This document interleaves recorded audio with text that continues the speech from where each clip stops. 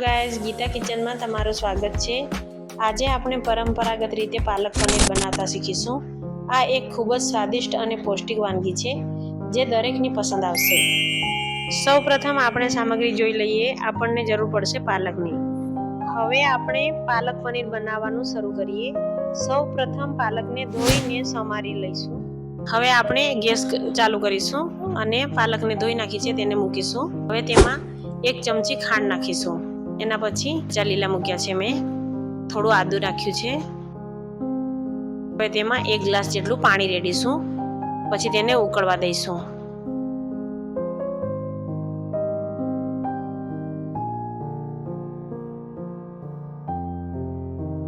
હવે આપણે આ પાલક ચડી ગઈ છે અને તૈયાર થઈ ગઈ છે ચડીને, એટલે તેને એક વાસણમાં કાઢી લઈશું।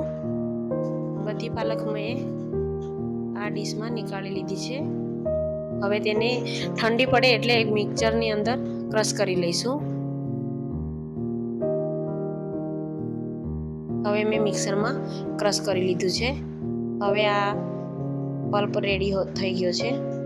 હવે ગેસ ચાલુ કરીશું, તેના ઉપર એક કઢાઈ મૂકીશું અને 1 ચમચા જેટલું તેલ નાખીશું। હવે આપણે પનીરને સાતળી લઈશું। એના માટે મેં અહીં પનીરના ટુકડા કરી લીધા છે, તે આપણે તળી લઈશું। હવે સતળાઈ ગયા છે એટલે આપણે તેને કાઢી લઈશું। હવે તેલમાં આપણે લસણના મેં ટુકડા કર્યા છે તે નાખી દઈશું। હવે તેલ ગરમ થઈ ગયું છે એટલે આપણે તેની અંદર લસણ નાખી દઈશું। લસણની ફ્લેવર સારી આવતી હોય છે ફ્રેન્ડ, એટલા માટે મેં લસણનો યુઝ કર્યો છે અહીંયા। લસણ બ્રાઉન કલરનું થઈ જાય એના પછી તેમાં થોડી રાઈ નાખીશું, હાફ ટીસ્પૂન જેટલું। હવે તેમાં તજપત્તા નાખીશું, થોડા બાદિયાના ફૂલ નાખ્યા છે। હાફ ટીસ્પૂન જેટલું મેં જીરું નાખ્યું છે, થોડી હિંગ નાખી છે। હવે તેમાં સૂકા લાલ મરચાં 2 નાખ્યા।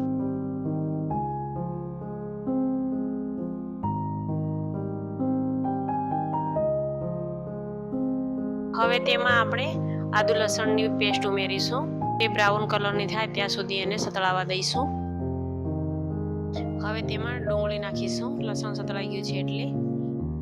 હવે ડુંગળી પણ બ્રાઉન કલરની થાય ત્યાં સુધી આપણે એને ફેરવ્યા કરવાનું છે થોડીક વાર સુધી।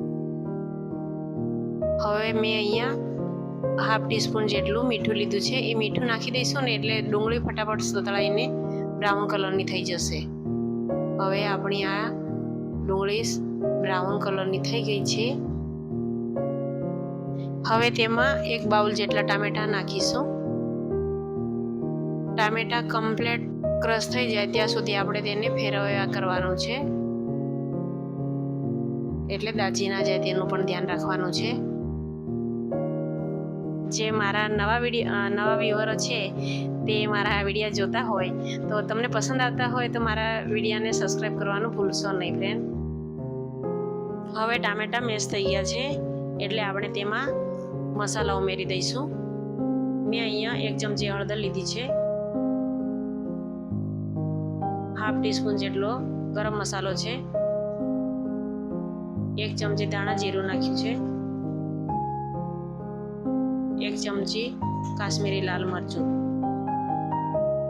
ફ્રેન્ડ, તમે તમારા પ્રમાણે મસાલો લઈ શકો છો, મેં અહીંયા અમારા પ્રમાણે મસાલો લીધો છે। હવે ક્રશ કરેલી પાલક છે તે આપણે અંદર રેડી દઈશું।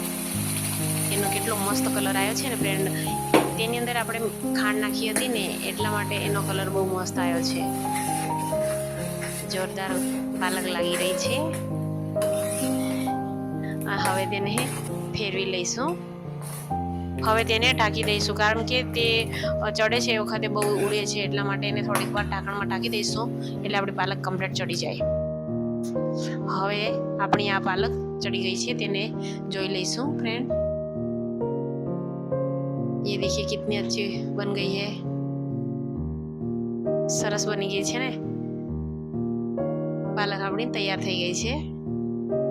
હવે આપણે તેમાં પનીરના ટુકડા ઉમેરી દઈશું।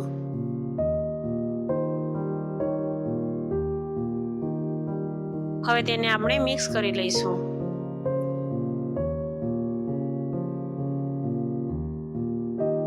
હવે આપણી આ પાલક બનીને રેડી થઈ ગઈ છે ફ્રેન્ડ.